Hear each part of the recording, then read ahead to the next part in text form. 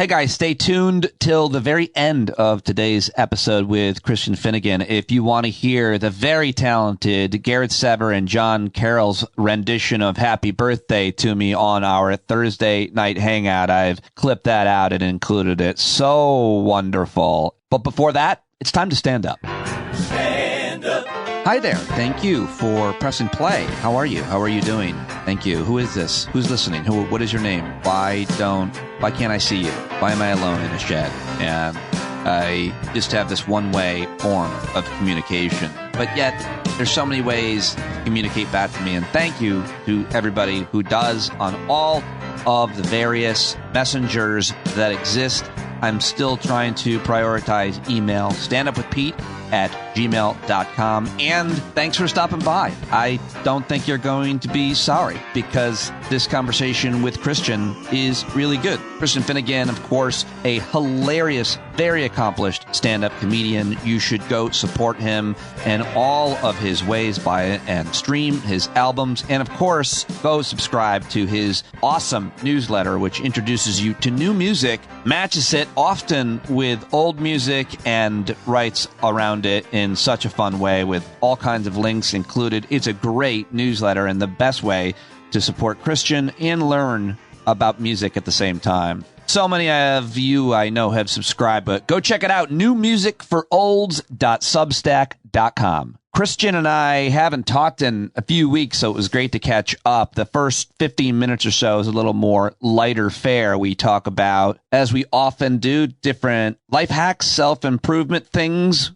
we're working on. And Christian gave me a really good idea when he talked about working with a bunch of other artists on kind of accountability on the Artist's Way program that they're all doing, that we should do more of that here, more accountability ideas or groups. And where could they break out? In the Discord platform, somehow on the show? I don't know, but I like that idea. I think it's a very, very healthy, empowering, and positive thing to be involved with no matter what you're trying to work on in your life. So I like that idea. Christian talked about that. We talked a bit about social media and where his thoughts are on it. Had a fun conversation about when the holiday season should start. And then we got into some more serious fare about 15 minutes in when we talked about, he gave a very thoughtful take about the Middle East and how he's looking at it and what his concerns are here at home around the election and what that means. He always has funny and interesting things to say about other people's takes and why they are probably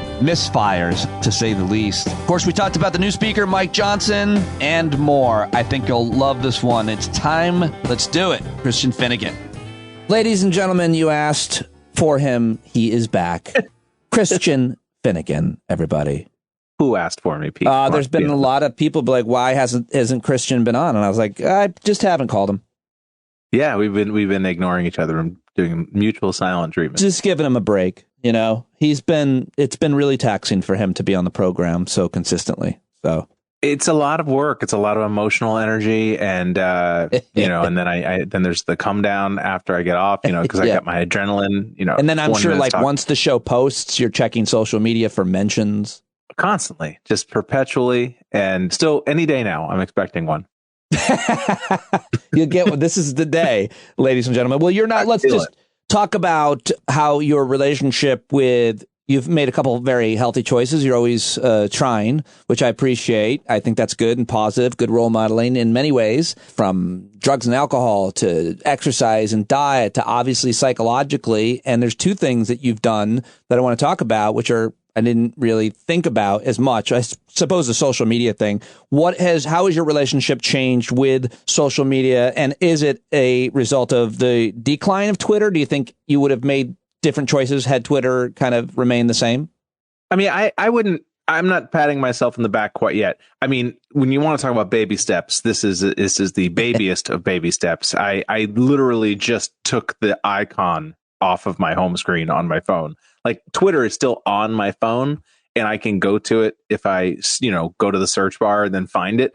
But I don't see it when I pick up my phone anymore. And it has definitely, I definitely noticed it. I have been on Blue Sky a little bit more recently. Yeah.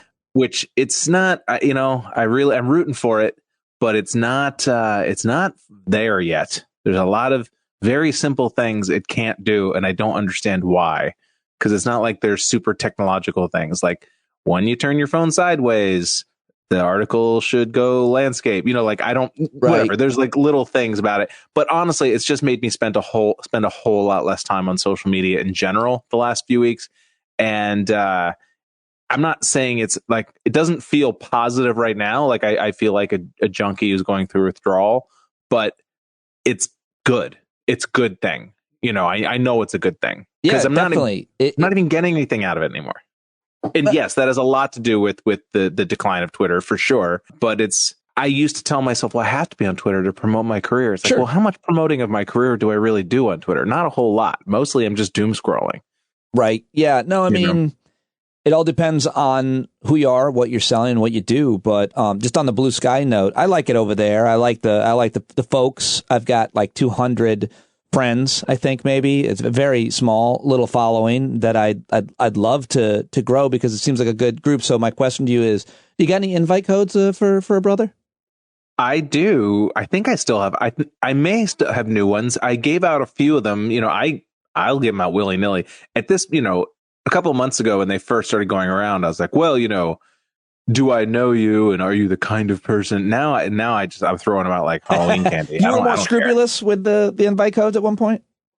There was a feeling of like, you know, these are cherished, and they're, you know, I want to make sure I hand them out to the people who I truly enjoy interacting with on Twitter. But at a certain point, ideally, it would scale up to the degree that it would be moved beyond a complete circle jerk.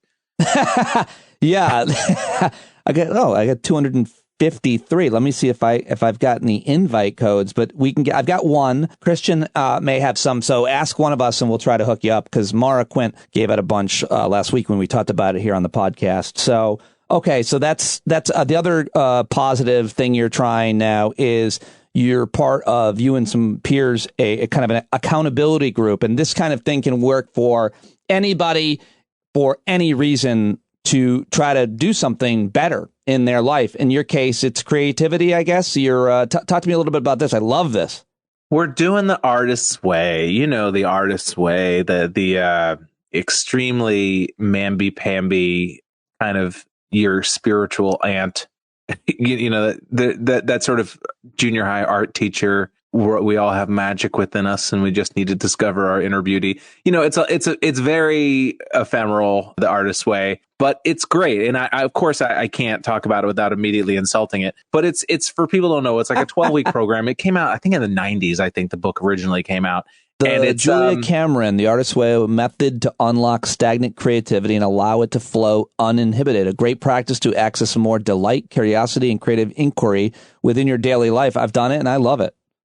Yeah, I did. I actually made it all the way through like 7 years ago or something like that. And, you know, this little group I'm in, it's mostly just because I had written in my newsletter a couple weeks ago that I had kind of been having a rough go of it the past month or so, just for reasons both external and internal. And he reached out to me personally and he was like, hey, man, I have some friends who are starting this Artist's Way group on Monday and we have a space left if you want to do it. And honestly, I just felt like I needed to be accountable for something. Like it wasn't even really necessarily that I needed to do the Artist's Way, but I just kind of wanted to have a group of people that was sort of helping each other achieve something that wasn't attached to QED or, you know, my life where that's the venue my wife owns, you know, like that was just kind of my own thing that was separate from the rest of my life. Yeah. And just have a group of people who none of us need anything from each other. Do you know what I mean? Like I only know the one guy that I'm friends with in it, and the rest of the people are now, I guess, new friends. But it's just nice to. I mean, I imagine it's probably what AA is for people, or you know, sort of group therapy of just the people who you don't need anything from me. I don't need anything from you, but we're there to support each other, and it just sort of lightly hold each other accountable. Is it hard, do you think, to hold others or be held accountable by strangers? Not necessarily. I don't think so, because, you know, you do that every time you get a job. You know, you have a bunch of coworkers who are strangers to you and you feel accountable to that. And sometimes it's just like there's two main aspects when people talk about our artist way. There's two main things that are kind of the important tools. And one is called an artist date, which once a week you're supposed to take yourself on an artist date. And this is something you do by yourself. And it could be anything from going on a hike to seeing a movie by yourself or going and shopping in a store you've never been to. It's just something that is meant to sort of stimulate your inner life, and that is not, that is done by yourself, to kind of just open up your creativity that way. And the other thing, which people are more familiar with, is morning pages, which you're supposed to get up every morning and write 3 pages of freehand nonstop. And, without thinking, just brain dump stuff. It's not supposed to be creative or interesting. It's just literally just don't let your hand stop writing until you've written 3 pages. And so having this little group, it's nice just to be like, well, I have to check in. We have a little WhatsApp group, and just a check in, be like, I did my pages today. And then when other people, you can kind of support them, and just knowing that there's at least somebody waiting to hear, or even the idea that somebody might be waiting to hear, it keeps you from sort of plummeting into that zone of, well, why am I doing this? Who cares? No one's going to even notice. For me, I need that sometimes. I think we all do. I think that's a super healthy, positive choice to make, and inspiring me to do it. It made me think about how I do stuff and don't think about it. Too often, when I entered in more into media and politics and out less of comedy, I became, I think, less creative and in my everyday thinking about how, thinking of bits and funny situations. But then there I was today. I went to a diner alone to treat myself, and I overheard these 2 waitresses that had clearly been working together forever. And it was an absolute sitcom, just overhearing their conversation. It was just so evident that one did not like the other one and kept giving her one-word answers. And I just giggled to myself. And you made me think of, have I done anything? And like that, that's simply something I don't normally do, go to a diner. And how did I interpret it? I wasn't thinking of it creatively or sharing it in any way. But that's the kind of thing you're talking about. Yeah, you're talking about opening yourself up to the world around you and being sensate, being able to receive stimulus and information, and just not being. It's funny because this artist, like, you couldn't be more navel gazy than Artist Way. Like, it's all about like searching your own creativity and your own self.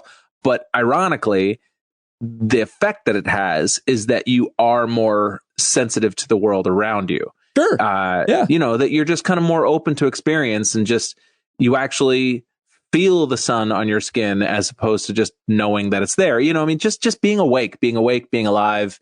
And it can be so easy, especially with just how rotten the last few months have been, news wise. Obviously, the last few weeks has just been just one nut punch after another. And everyone feels just ground down to a nub.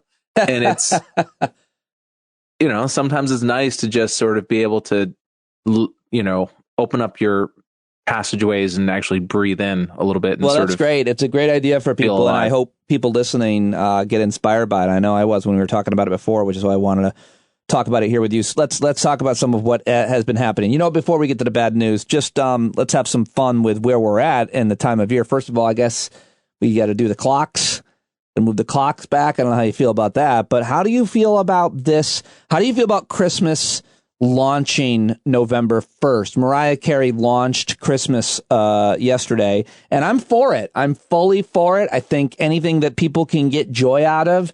If you don't celebrate Christmas, if it annoys you, I'm sorry, but I think it brings a lot of joy to people for whatever reason. My daughter was like listening to Christmas music a week ago. I was like, that's a little early. Maybe it was longer than that. But how do you feel about the holiday season, if you will, starting the day after Halloween?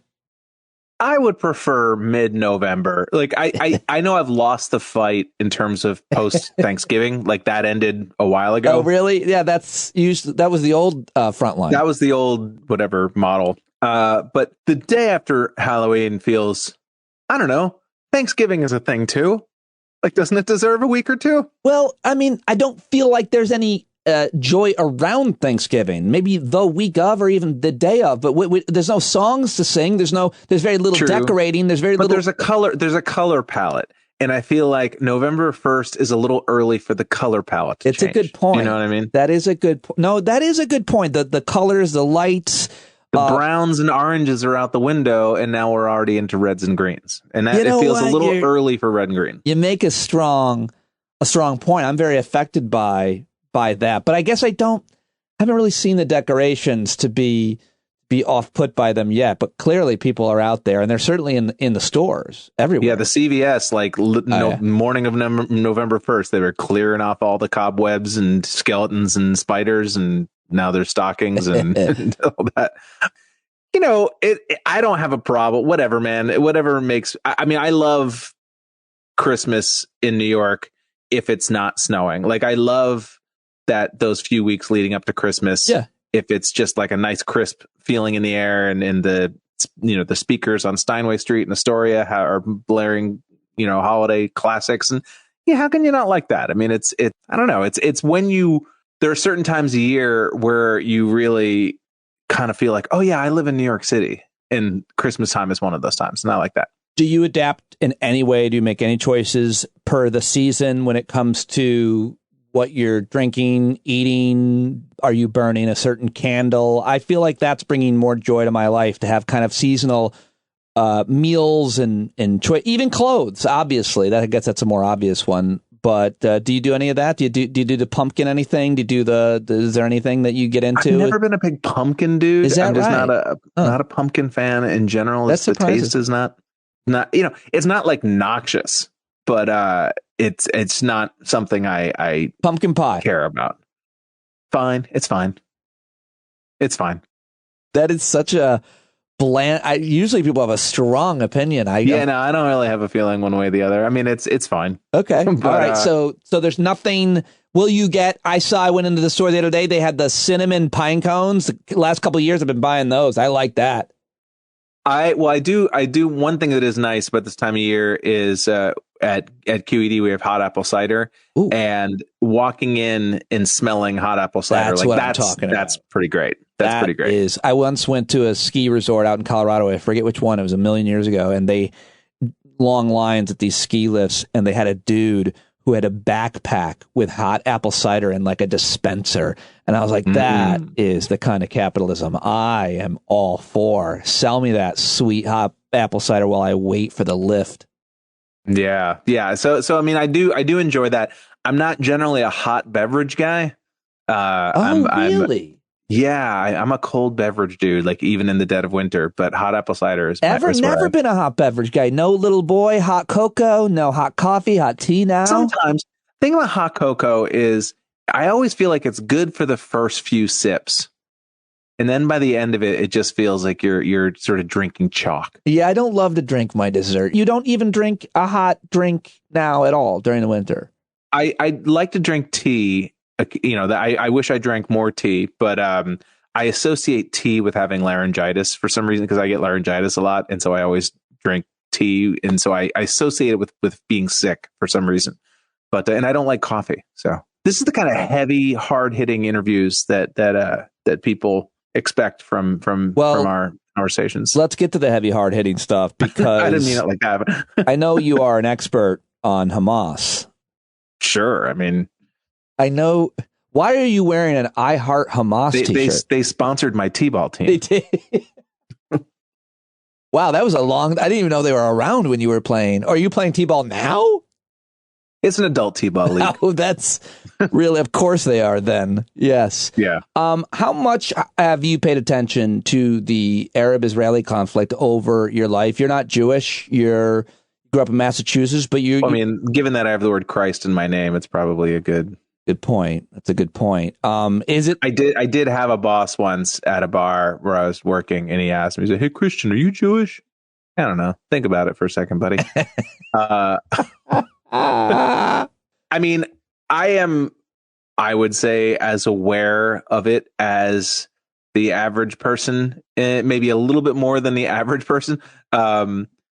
In terms of a New Yorker, I would say I'm pretty average in my awareness of it. I think living in New York and being around other cultures and being in any sort of dense urban environment, you're probably a little more aware than you would be if you were living in the middle of nowhere.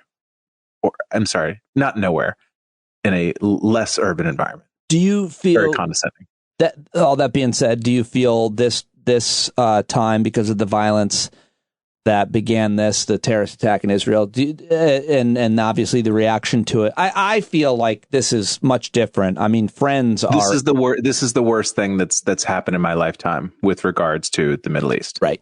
Well, I mean, yeah, I would say even worse than the invasion of Iraq in many ways. I try to not think about it too much because my brain hurts and I don't want to give into despair and cynicism, but I'm very concerned, and not necessarily, and some of it's purely selfish. And I don't mean to diminish the suffering of the people in Gaza or the Israelis or whomever, but the things that really upset me is that I'm really worried that it will lose the election for Joe Biden. And it terrifies me. It terrifies me. Is that because you think that you buy into the narrative that a lot of smart people, including my friend Ali Mistal, wrote a piece in The Nation that those who are pro-Palestinian or pro-Arab or marginalized brown folks will see this as a reason not to vote or not to vote for Joe Biden? Or do you think that Jewish Democrats somehow won't support Joe Biden, or a combination? I mean, I think that those are all true and accurate. Yeah. And then, but even on a more simple level than that, I just look at the way that some of my friends or people who peers, friends, people I follow on social media who are ostensibly on the same side on 99% of issues, how they are going at each other over this right now. Yeah. And it really, it's frightening, we can make fun of Amy Schumer all day long, and I'm inclined to, and I can talk smack about the kids who are at Harvard and maybe signing stupid letters and being super strident. At the end of the day, there isn't a coalition for democracy that does not include Amy Schumer and that kid in Harvard. Yeah. Do you know what I mean? I do. That if you lose either of those people, then we're kind of fucked.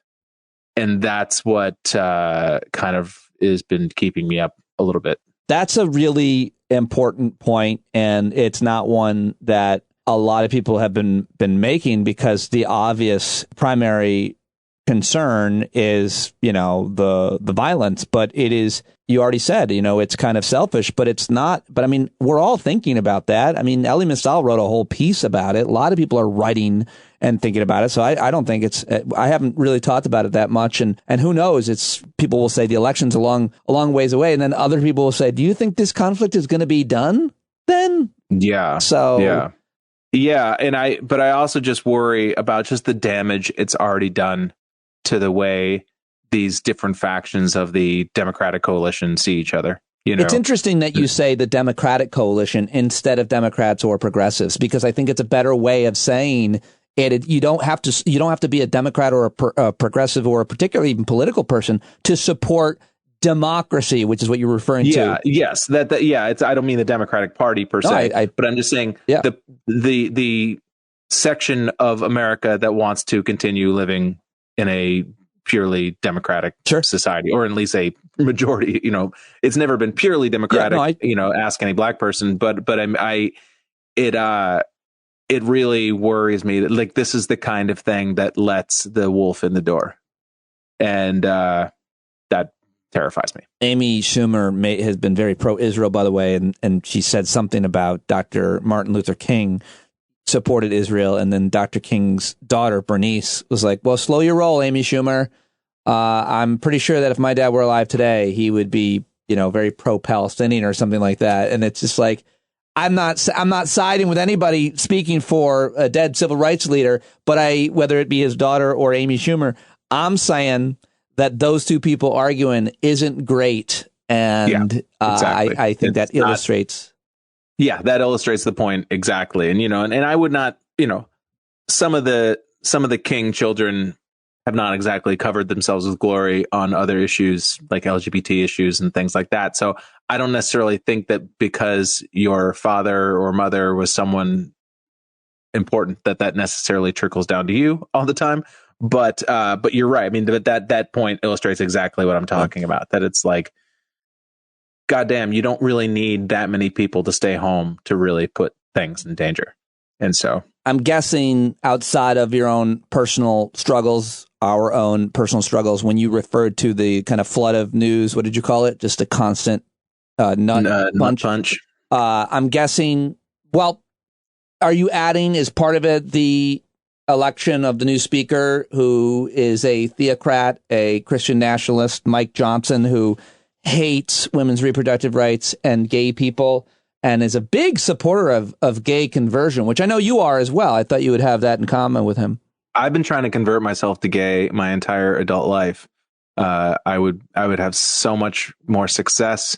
I believe that from what I understand, the say more flexible notions of fidelity, and maybe I would enjoy it more. Who knows? But no, I've always had a steam room clause in my heterosexual relationships, just to be clear. Oh, okay. What happens in the steam room stays in the steam room. Whatever happens in the steam room stays in the steam room. I've just never had a woman in a steam room, and if I did, she didn't even speak to me. So there was that time that you were alone in a room with a woman, and you just burst a pipe just to get steam into the room. You just smashed a pipe. Well, what's weird about that moment was I was like, I don't even know if I'm attracted to this woman, but this might be my only chance. And I threw a rock at a steam pipe, and she's like, "What's wrong with you, sir?" And I was like, "Nothing." And I left. Yeah. Well, because you're in the end, you're a good guy. That's the important thing. Mike Johnson, he hates the gay, and he hates seemingly. I have like really mixed feelings about it because, of course, like everybody, I was laughing along with the Kevin McCarthy debacle and Jim Jordan and all of that. But holy crap, we ended up with a dude who's like a true dyed-in-the-wool Christian fascist. I'm not even overstating these things. Like, this is literally what he believes in. Like, this is the guy who would be reading the Bible at your public execution. Like, there's no doubt in my mind.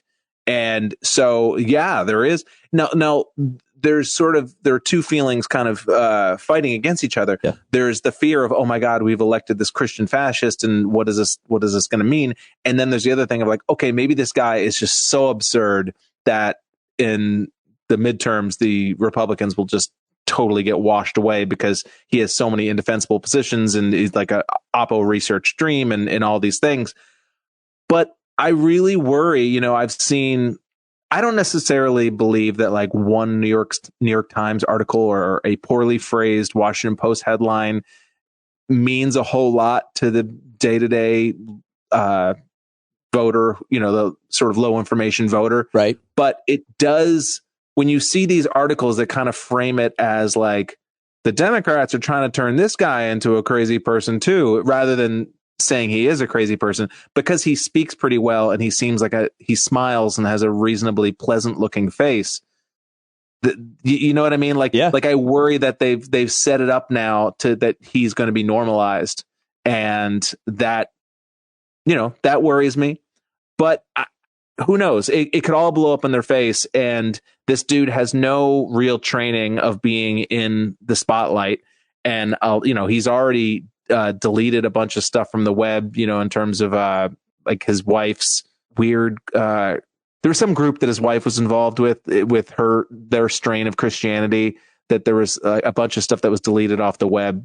I don't remember exactly what it is. But my point is just that it's a target rich environment if you're doing opposition research. Oh, yeah. And so I am hopeful that the Democrats will, be able to use that. New speaker Mike Johnson deleted his podcast episodes that he and his wife. Oh, yeah, that's what it was. Yeah. I didn't know that. Yeah. I deleted all the previous episodes of your appearances on this show as a result of Mike Johnson getting the speaker. I mean, you were just looking for a reason, though. Let's be honest. Well, I think you're right. I think it's true and accurate that he's bad for Republicans and for their future. I mean, when you look at the effect that abortion has had on seemingly every special election and every referendum, this would go to proof that it would only make it worse. This guy wants a national ban on abortion. Apparently, he's co-authored 3 bills for that. So the argument with some Republicans is certainly like in my district where I have Mike Lawler, the Republican in a Biden district, they'll say, listen, states now can choose what they want as a result of the Supreme Court's decision on Dobbs. But the whole, you don't have to worry about that here. Yeah, we do. Mike Johnson and plenty of Republican hopefuls absolutely want a national ban on abortion. So they absolutely want a national ban, and just the constant fighting over 6 weeks or 13 weeks or whatever, it moves the goalpost. Sudden, Mike Lawler can be like, no, I'm reasonable. I want the 13-week limit. Right. I'm not one of those crazies who wants a 6-week limit. I'm a moderate who wants, and that dude, I want to talk about a guy who's been exposed over the last 6 weeks, all that talk he had about, when going up against Matt Gaetz and, trying to seem like the reasonable, the reasonable Republican. It's like, no, the minute you could sneak in a guy that people didn't know anything about, like they gave up the fight. Let's be honest. All those Republicans that were the quote unquote team normal, they gave up. They gave up the fight because the crazies weren't going to give in. And eventually the Republicans got tired of fighting and they're like, fine, great. Bring your Jesus dude in. We'll take him. Yeah. And I think that's going to be a big problem for them both in this upcoming election and more importantly, next year. Were you surprised that Mike Pence, disappointed that Mike Pence has dropped out? Speaking of theocrats. Well, I just don't know what I'm going to do with all these T-shirts. What do they say on them? Well, they say, I like Mike and Pence fever, catch it. And on the back, it says he's holding one up. It says Pence fever, catch it. I actually think those are still valuable. That they're that funny. Yeah, I know there are people who collect sort of campaign swag, of just abandoned campaigns. Oh, really? I didn't know that. Yeah, I mean, I know that there are people who will find John Edwards campaign hats and and things like that. And that I think is kind of a fun little hobby. Like, maybe I should get into that. Oh, I want a Gary Hart hat. Yeah, why not? Why wouldn't you want a Paul Tsongas onesie? Or I don't know if I want any onesies at all, but fine. I'll wear really not even a Tsongas onesie. A Tsongas onesie might really move the meter. But I feel like this year in particular, if you were, because usually you kind of have to wait a while to see which candidates are going to be rendered inert before you know which ones are going to go for the most dollars on eBay. But it's like this year, every single candidate that's not Trump, like you might as well just buy it all now while it's cheap because it's all going into the dustbin of history. The thing that soon. They can never say, which is a totally logical wager for Ron DeSantis and other Republicans running for president, is that they are only still running because they want to see what happens with Trump's legal issues. Of course. Yeah, they want to be there for the lucky bounce. They want to be there. So if Trump can't run, or if he takes has a heart attack while taking a dump or whatever, they are going to be there, and they can't have talked ill of Trump before that because they want to be there to clean up all of his supporters. Exactly. Well, the latter is probably more likely, that he could have a health issue than the jail issue, because even if he is found guilty and goes to jail, it doesn't mean he won't be on the ballot in many states and become the nominee from jail. But if he were dead, that would be different.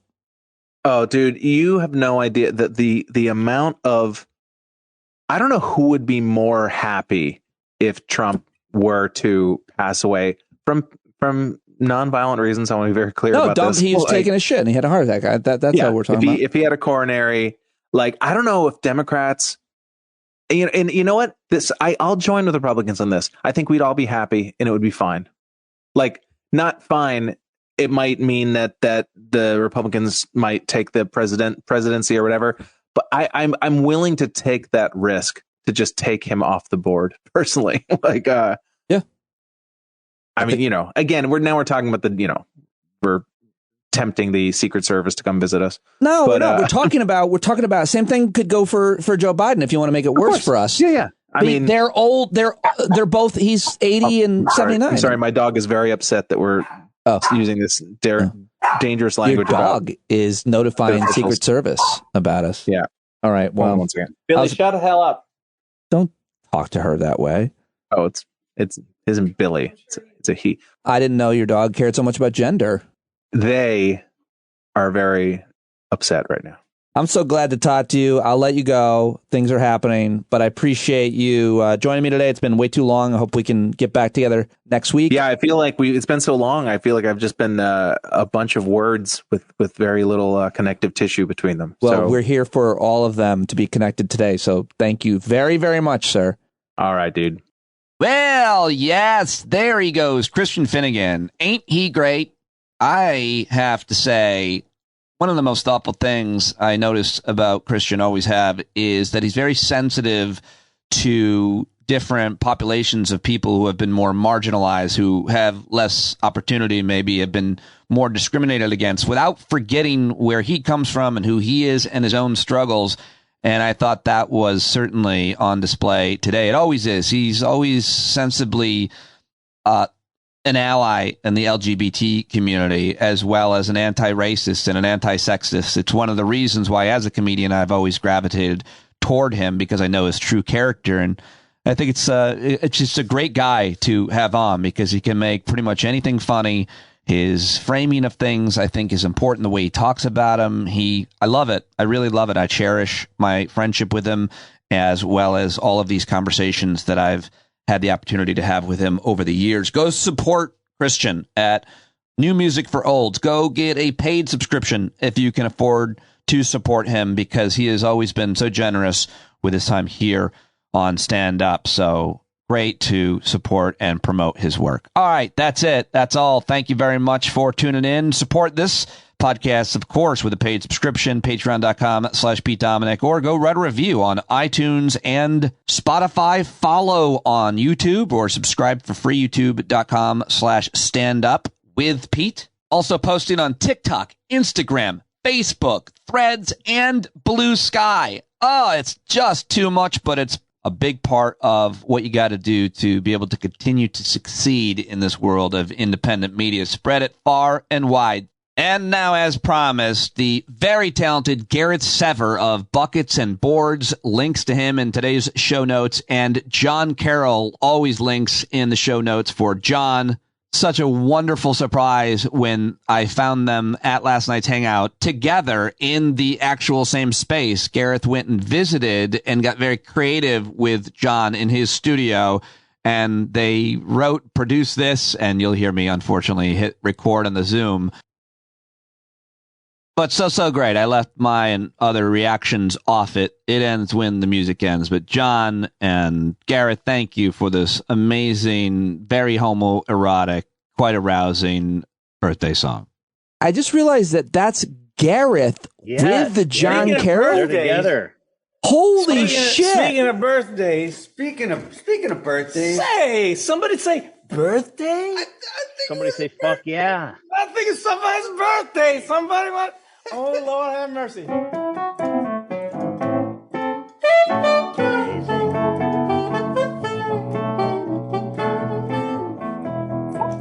Is it too late to celebrate? Recording in progress. Say it's wrong. But obviously, in his family, we're gonna do it all week long. Keep on doing it. Here's our cheers to your 48 years. You haven't aged a lick, but you have grown inside of us like a Peter Dominic. Yeah, play it, baby.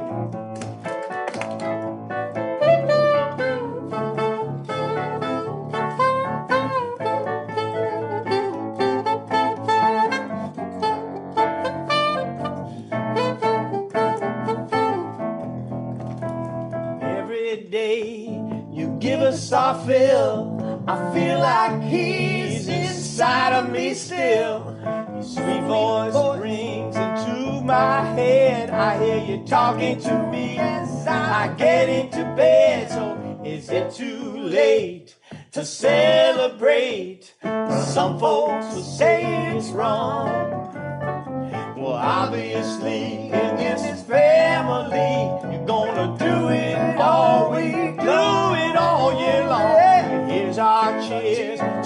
48 years, you haven't aged a lick, but you've grown inside of us. Each one of us. Each one of us. I feel like he's inside of me now. Like a Peter Diamond. I said, it's Peter Diamond.